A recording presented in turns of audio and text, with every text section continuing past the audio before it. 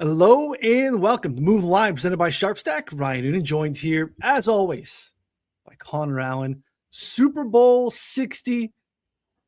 I'm ready. I know Connor's ready. Read Connor's preview. Great preview. If you've not already checked that out, head over to 4for4.com to take a look at that. Data deep dive analysis, something that Connor does every year. I like his cover pick. Don't like his winner pick, but we'll get into that today. Connor, what's going on with you, buddy? Yeah, man, it's something I've been doing for now 12 years, which is crazy, and it's evolved, I would say, a lot since the origins. I don't know, the inspiration I think kind of came from some other people doing deep dives in the industry, and I was like, you know what, I think I can do this, but I don't know, better or like differently what I want to see. So you're like 18 first time you did that. I'm not even like I make age jokes, but the math here checks out. I was 18, yeah, when I did it for the first time, and I'm pretty sure it was pretty bad. But yeah, I used to, but like I don't know, like people liked it still, and so it got better and better and better, and like it helps me a lot make prop bets. I've had people ask me like, "Why don't you do this for every game?" And I was like, "Yeah, I mean, I couldn't do that. That's like crazy." And also, part of it's the sample size. Like they've played like 19 and 20 games now. You have a bigger sample size to be like, "Oh yeah, well this team is like this," and like. Doesn't matter what they did against, the Dolphins or whatever, like, you know what I mean? Like things like that. So I think that's part of it too. But yeah, it's fun. This is an interesting one for sure.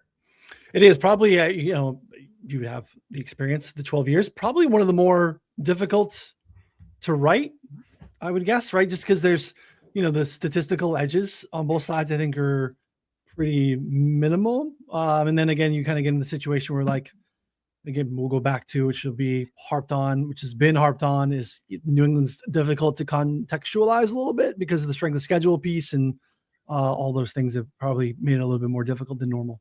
Yeah, and I would like, to me, it almost feels more like a Rams Bengals Super Bowl we had a couple of years ago of like two teams that didn't really have like I don't know, just like a stud quarterback that like is used to carrying the team. Like, it feels like we always had like a Mahomes or a Brady, and obviously the Bengals had, Burrow and stuff like that, but that was still like kind of towards his, beginning of his career. And so it's like, you just weren't really sure of things like that. And so I don't know, this is a weird year where like, I mean, they're obviously Drake May's good. Obviously Sam Darnold is good, but they're not like, who cares about the rest of the team? I can just win the game, which happened with some of the, like the Mahomes and Brady games. Yeah, no, it's a good point. I'm excited for this one. We have, what do we have? Basically it's 4.5. It looks like we might even get to 5. Ooh. Possibly. Okay. I don't know. We're starting to see that a little bit where like, it seems like the 4.5s are getting a little bit more expensive. You're starting to see more 5s on the exchanges. So I feel like we're probably getting there. It feels like, again, you and I have talked offline, like Seattle feels like such a public side. Yet it's kind of stalled at 4.5 here for a solid week. Doesn't actually really line up with what feels like I wouldn't say market sentiment, but like the national media coverage sentiment of it, right? If you watch an ESPN show, you start to get early picks, like just the Patriot picks are really, really thin and hard to find.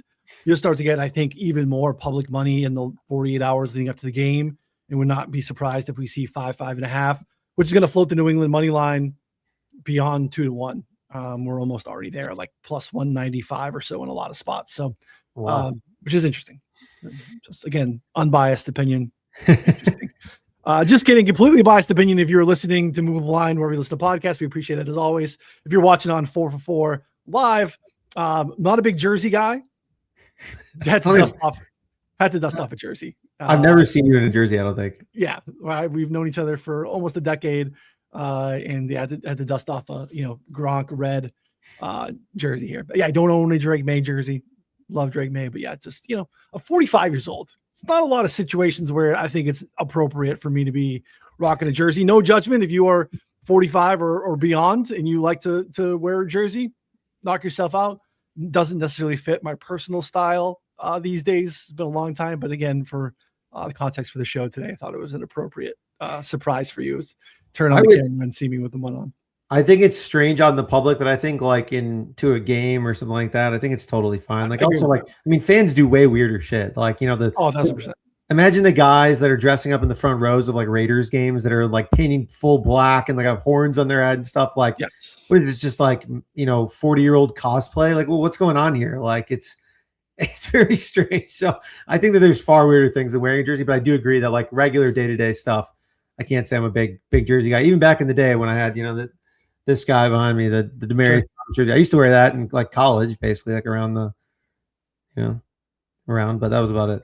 Yeah, no judgment. If you're a jersey guy, I don't mean to be offending you. I'm saying personally, style-wise, I'd like to look like I just came off the golf course or I'm about to go on the golf course. That's my baseline style.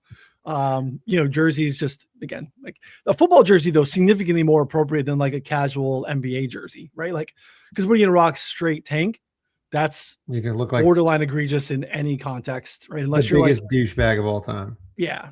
Maybe if like you're jacked up and you're like late teens, early 20s, and you can pull it off on a summer day, sure.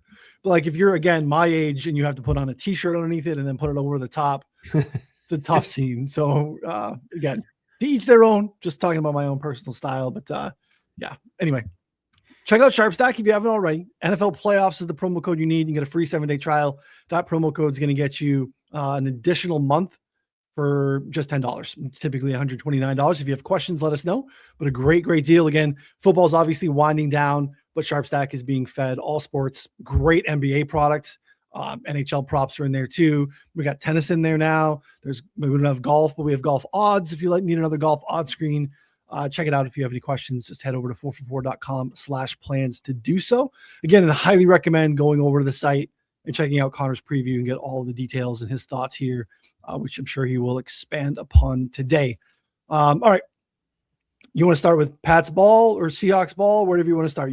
I'll let you have the floor. Let's go Pat's ball. I think okay. It makes sense. And, I think this kind of like pretty much starts and stops with, the Seahawks defense being the toughest that they've played. But I mean, at the same time, we talked about the schedule, being really easy during the year.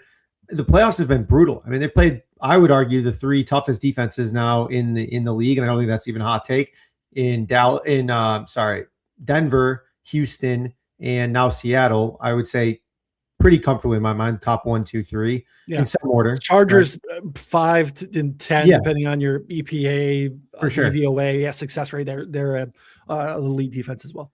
Yeah, and so they've had a just gauntlet of issues, and I think this is part of the reason with the perception is like they just haven't looked all that good against these defenses, which is fair because these are really good defenses.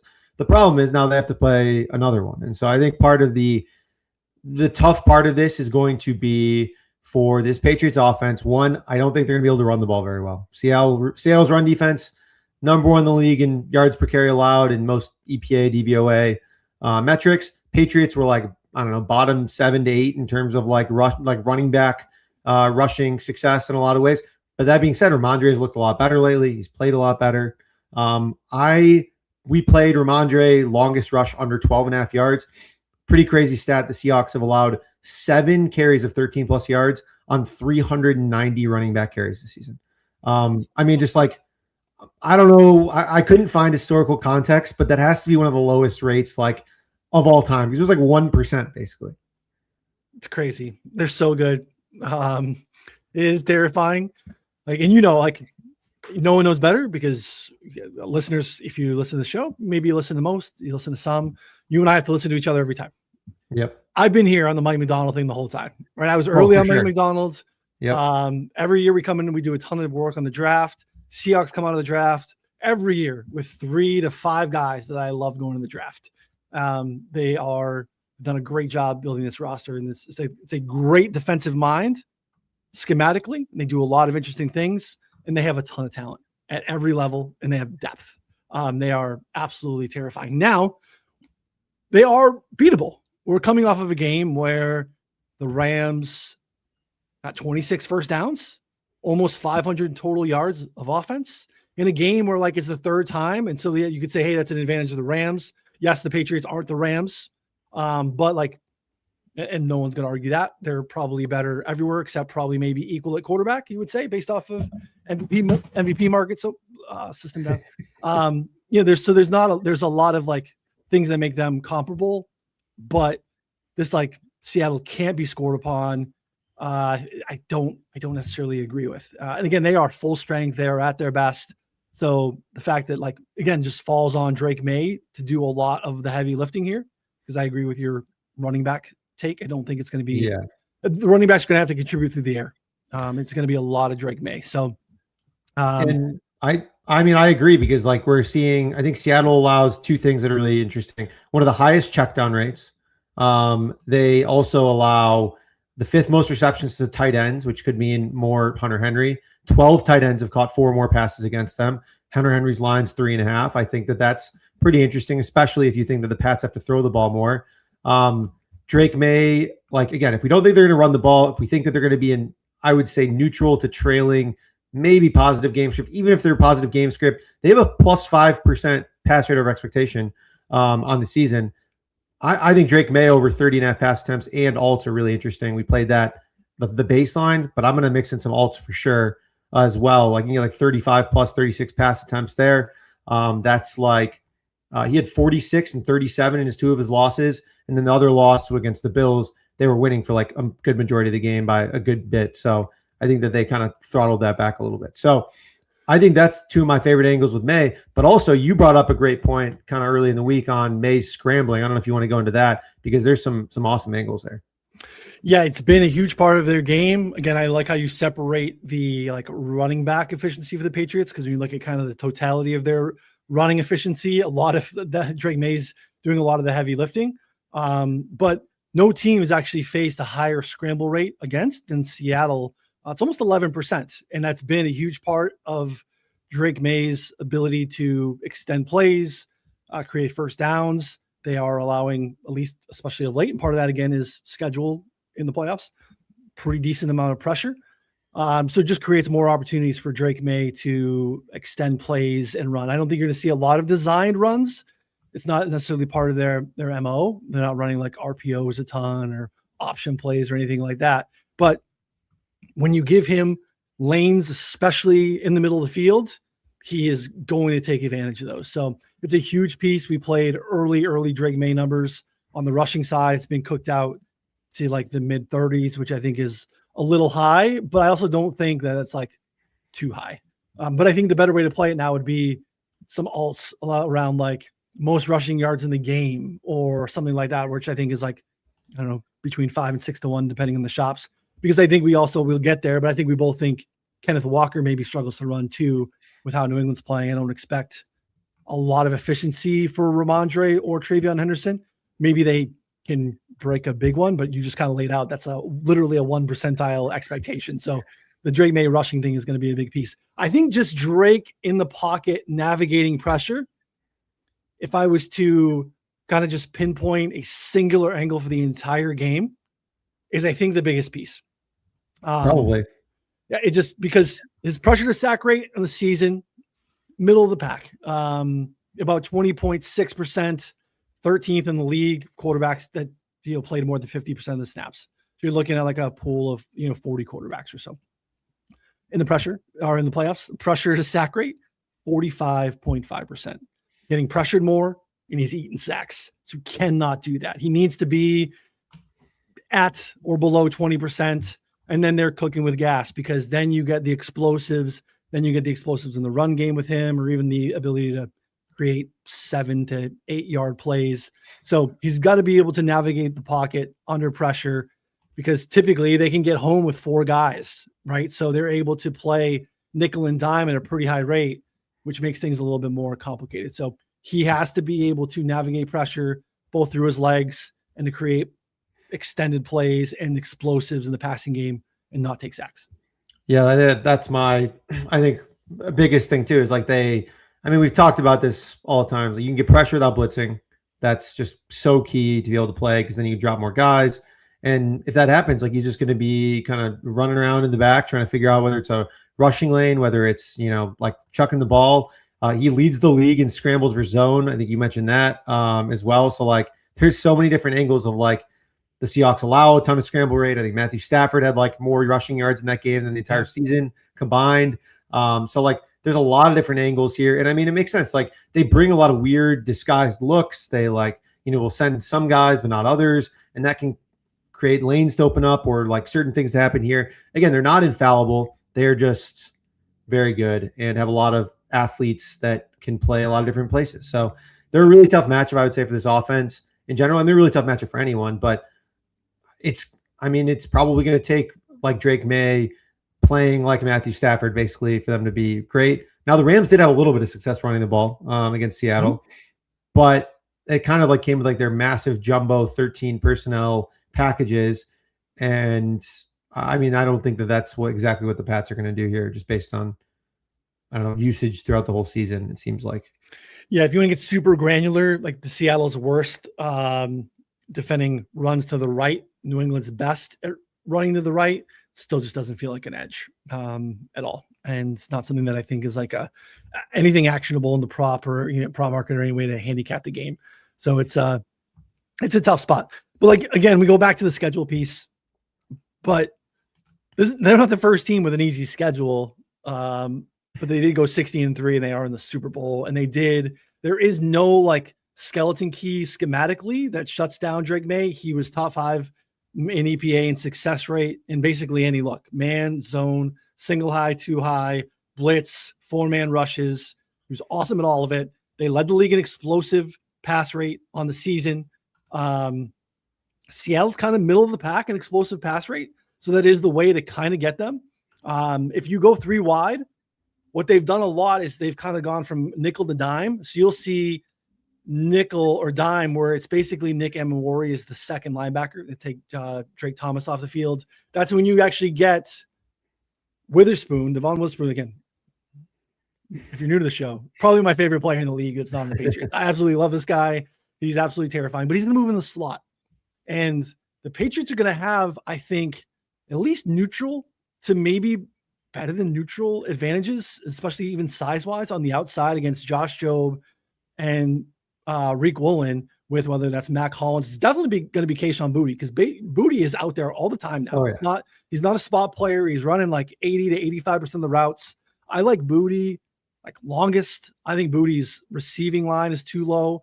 Your Drake May stuff around like completions I like. I just think Drake May, if you like Drake May passing stuff, it's like longest. It's like alt total yards, because I think he's going to have to hit explosives to be able to win and shorten this game and do some stuff. So it's kind of where I'm at on the Patriots side. Because again, I just don't think there could be some running back reception stuff along with the tight end stuff. That's also been maybe I wouldn't say a bugaboo for Seattle, but another spot where you can kind of get them. Yeah, I agree. And it's like, Drake May's just going to have to play his best. Like, I think there are some small neutral, maybe edge advantages with some of those guys. He's just going to have to play really well. So I can't say that I'm like overly optimistic that they're going to be able to score like 30 on him and turn this into like some kind of track meet. But it's definitely possible, in which case like the pass attempts is still playable 30.5. I think that's great, because that has like the edge of maybe he plays like shit and still gets there. If he plays well, then, and it's just like a back and forth affair. That's also interesting as well. So I think that's kind of a fun look here, but we can touch on the other side of the ball too, because I think there's some other way more interesting angles there too. It's for sure. Really fascinating game. I think if you're looking to do like this, again, it's just a Super Bowl, football's going away for a little bit. So you want to get some action, you want to get some like irresponsible action, some same game parlay type action. Look, with like the mindset of where this game is going, you're going to get some better prices on Patriots type stuff, right? So like May 250 plus, over 1.5 touchdowns, Patriots win type situation. Like, whether you want to tie in a receiver, you probably get some pretty sideways numbers on that type of stuff. And again, it is within the range of outcomes, people. It could happen theoretically. So, all right, Seattle's got the ball. Pat's on D. Seattle wants to run the ball. They want to run on early downs. They've done that a ton. But that I think could be a problem. And this is another, I think, path to New England doing well, is if they can slow down either play action on early downs or get Kenneth Walker carries in particular on early downs. Because, play action stuff, anything with Jackson Smith and Jigba gets pretty terrifying. Yeah, I think that's kind of the tough. There's 2 different points here for the Patriots defense. I think that the Kenneth Walker stuff, I'm not too scared of for the Patriots defense here. The key here is Milton Williams. Like, we've seen it in the past with other meaningful defensive tackles.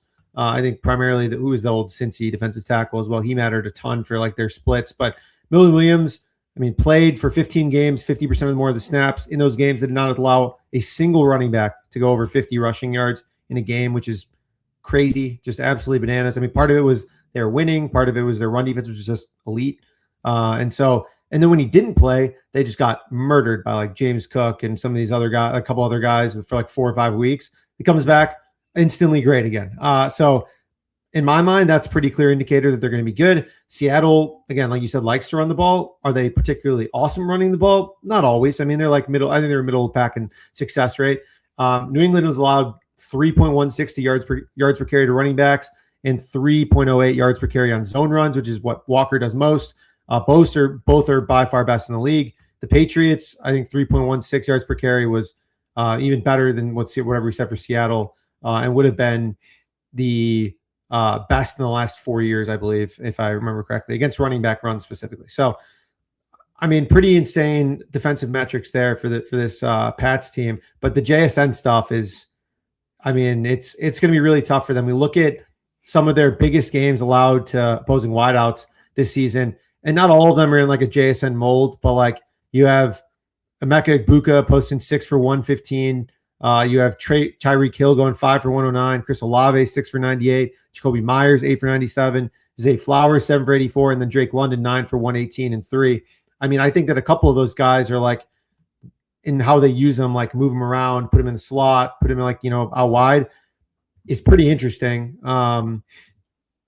Like that's, I don't know, because we're going to see a lot of Gonzalez on JSN, I think, based on everything that I've been reading. And I'm just not sure if he's like equipped to handle it, to be honest. He's great, but is this, do you think he's ready for this? Because like this might be just like a long day for him. I don't know that they're going to do that a ton. They don't think they're going to shadow him? I don't know. It's not. Okay.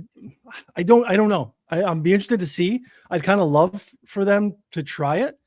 But I don't know yet. I mean, there was a handful of games too where Christian Gonzalez didn't play. And he didn't shadow all those guys that I read off. Part of it. So like they're 12-0. He did not. They played, I mean, not blindly sides, but they played sides straight up. Carlton Davis, Christian Gonzalez at like 75, 78% of the snaps. Marcus Jones doesn't have another spot. They're not going to move situationally like Marcus Jones to the outside. So I'm interested to see how they handle JSN. I think JSN in the slot becomes New England's biggest issue. In particular, right? So, on this, like the Milton Williams stuff is we always highlight it in terms of like through the lens of rushing success, which is I think appropriate. But he's also like he had 8 pressures against Denver. 3 were quick pressures, which is less than 2.5 seconds. He's got more quick pressures this postseason than any defensive tackle except one in the next gen stats here. That's Aaron Donald. So like he had 2 sacks last year in the Super Bowl. It was one of my best bets last year. It was like plus 250 for Milton Williams over a quarter sack. He racked up 2. He was a monster. He creates room for their other guys to kind of cook and do some stuff. So he's obviously massively impactful. The JSN stuff is fascinating. That's going to be one of the early things to watch is how the Patriots are reacting to pre-snap motion with him. Are they chasing Gonzo and kind of having him kind of cook? Because that's going to be a big one. I don't know. Gonzalez has been really good. He's allowed 4 receptions for 105 yards on 21 downfield targets since week 18. Week 14. 19% completion percentage on downfield passes to Christian Gonzalez. The big play against Denver, Gonzalez is the first. He was the guy to make the tackle. It was totally Jalen Hawkins' bit, and that was his play. So again, it's easy to see what we see on the game, with not the all 22, but that was a safety out of position, and Gonzalez tried to make up for his teammate. So again, there's really no cornerback answer in the league to a good receiver like JSN. They have to kind of hold him to like 7 and 100. Right. Because if he goes for like 10 and 140, 150, they're probably nuked. It's gonna be hard to slow him down. And like I think part of the issue too is like you saw last week. I mean, they ran JSN out of the backfield for a touchdown. Like they had him run kind of like a corner route out of the backfield, and just confused everyone. And like he was wide open basically. So it's a really tough. Yeah, it's almost it's strange because like we've talked about like cornerback wide receiver matchups in the past of like, oh, a Nico Collins or someone who just plays like on the outside. Like, yeah, you could hypothetically have someone like shadow them and be like a lot of one-on-one. That's basically it. But JSN's just not that. So I think they're probably better off not having him shadow and just like trying to figure out maybe just like shading to his side or something, or like, I don't know. Like, I don't have the solution. I'm not a defensive coordinator, but it's I don't think anyone else has been able to figure it out basically all year. He's basically just like crushed all year. So I don't know if there's like even a good example of someone being like, oh yeah, this is how we're going to slow him down. But on the other hand, I think there are good examples of slowing down Sam Darnold and making him and giving him issues, which I think is very much possible in this game. I mean, the Patriots have ramped up their blitz rate a ton in the postseason, and they can get pressure.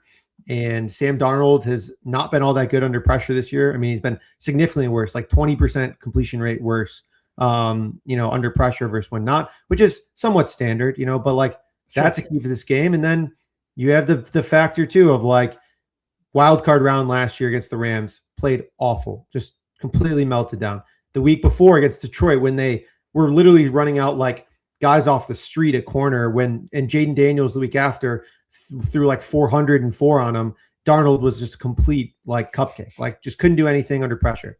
Can that happen here? I think that there's a non-zero chance, to be honest. He was so good against the Rams, right? So we're always prisoners of the moment. Then we remember the last thing we saw, and he was awesome in that game, won them that game. I'm very interested to see how they approach it, because as you mentioned, they've ramped up the blitz rate pretty significantly over the last part of the season, and it's worked quite a bit. And you highlight the differences. Every quarterback obviously is going to take a dip in efficiency against pressure, but we have Darnold's third in EPA per pass attempt in a clean pocket, 28th when pressured. So the splits are, again, adjusted and pretty severe. No quarterback has had more passes batted down the line of scrimmage than Sam Darnold's. And he's sixth in turnover-worthy plays. So you just have to capitalize on the turnover-worthy plays. You're going to create them, but 5.2% tells you, you're going to get one every 20 plays, two every 40 plays. You're probably getting 60, right? So you're going to get probably a chance at 3 turnover-worthy plays. You got to create turnovers in, 1 or 2 of those, and hopefully they're, aptly timed for New England here, because that's going to be a key piece of it. One of my favorite bets right now is the Sam Darnold SGP, meltdown SGP. It is 2 picks and Patriots money line is like 6-1. I mean, there's probably other stuff you can tie in there. Even 1 pick and Patriots money line is probably good. That's very much, maybe you take an alt spread on the Patriots. Maybe it's like -6.5 or something like that too. Like that's all I think in the range of outcomes here. Also too, I thought it was like an interesting note. It was touched upon the week after, but not really. I haven't heard it too much recently. Was like how much like after the game against the Chargers, the Chargers offensive line was coming up to the Patriots and was like, we had no idea what you guys were doing. You guys were confusing us. Like we forget too, like we talk about coaching with so many other teams, and like in the past couple of years with Steve Spagnuolo defenses, like randomly doing shit and like making it work despite not having a ton of talent. Like there's a ton of great, coaches on the Patriots side, and Mike Vrabel, like being able to figure stuff out and like, I don't know, like send crazy blitzes and give him pressure and put him under pressure. Like, yes, he played really well against the Rams. The Rams also haven't really been playing good defense for like 2 months. So I don't know. Patriots, all 3 Patriots cornerbacks are better than any Rams cornerback. It's a huge, so it is different, right? Like they've allowed 2 touchdowns all postseason. One was obviously off of that big play in Denver in the first quarter. The other was a short field turnover by Drake May on like their own 15 for CJ Stroud in that game. The only 2 touchdowns they've allowed in the playoffs. So I know that the Drake May splits in the playoffs have fallen off a cliff. No one's arguing that. I just don't think the Patriots defense has gotten enough credit in terms of how they've played to against other playoff teams, some teams that we thought were, pretty good. So, look, if Darnold is good, I mean, Darnold plays like he did against the Rams, game over, Seahawks by margin, even if the Patriots are good. I just think it's going to be really tough to beat, right? Yeah. But if they do slow down, and again, I even challenge to say that because JSN has been so insanely good. If you look at some of these like yards per route run, no matter what the splits are, man, zone, whatever, he's been so good. It's the secondary ancillary pieces of the Seattle offense that I think are probably why even coming into the season, that we tempered expectations. Cause it's like, okay, what is Sam Darnold after what happened in the playoffs last year? And then who else is going to beat you besides JSN? I don't really have those answers. Someone's going to have to step up. And I don't know who that is. Is that through the tight ends? Is that the secondary receivers? Like, I don't really know. Who do you think steps up for Seattle offensively outside of JSN? Rashid Shaheed played a ton last week. It was like his third highest snap rate since he came over to the Seahawks. And I think he's good. They just don't really use him like that much. Yeah. I mean, he hit some insane games when he was with the Saints. Could this be his game? Maybe. I'm not a big Cooper Kupp fan for anyone listening to the show at this point in his career. AJ Barner's fine. Like, I don't think that there's a ton of schematic edges there. I mean, Kenneth Walker and George Holani out of the backfield could catch like 7 balls combined, 8 balls combined pretty easily here, especially if Sam Darnold's pressured.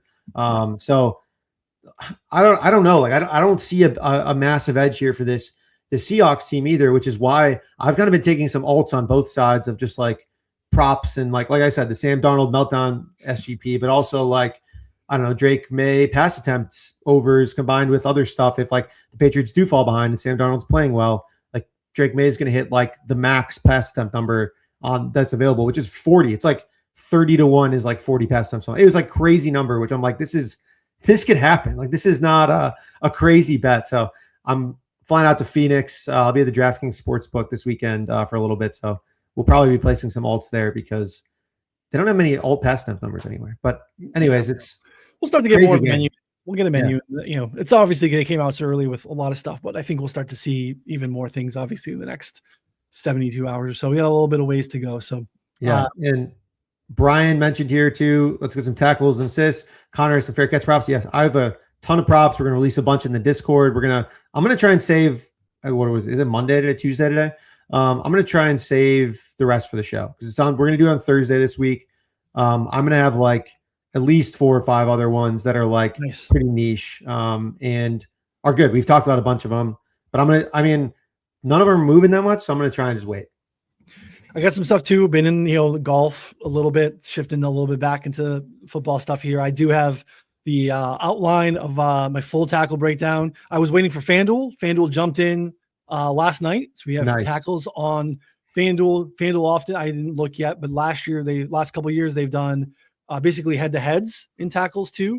So we got a lot of guys working on a full-on article. Subscribers will get those plays before they go on any show or in any article or anything like that. So we'll definitely look for that probably tomorrow. I don't think I'm going to be able to finish it in time today, but that article will probably come out tomorrow, or maybe I hold it for the show because we got a couple of shows. We'll be with Pat Mayo on Thursday morning, and then our prop drop show, typically Fridays, will be on Thursday with Slop, myself, and Connor. So we'll have a lot more bets, a lot more to discuss. We kind of just wanted to get in our thoughts on the game, the matchup. We get a little less granular with that, with Slop, and kind of stay in the bet sphere though. So yeah, I'm interested to hear Slop's take. I think it'll be some funny, some good stuff. And it's always entertaining. The Blake Corum bit last week was hilarious. That was or 2 weeks ago. It was so funny. Yeah. Slop took the L. I'm sorry. Yeah. Damned him. He didn't even respond. It was tough. Such an L to take. So, all right. Appreciate everyone hanging out with us as always, all season long. Again, 4 for 4 live on the YouTube channel. Move the line wherever you listen to podcasts. Come back on Thursday for the prop drop show for the Super Bowl. We'll get into all the exotics, all the normal stuff. We'll get all that there too. And again, we take a little bit of a break, but we'll jump right into draft season, draft bets. Trying to get in on some of that stuff, trying to look at, defensive prospects that are coming in, but we get the ground running on the draft stuff as soon as possible too. So we ride through all season long, all off season too. So appreciate hanging out as always. Head over to the site, check out Sharp Stack, check out Connor's article. For Connor, I'm Ryan. We'll see y'all next time. Thanks everybody.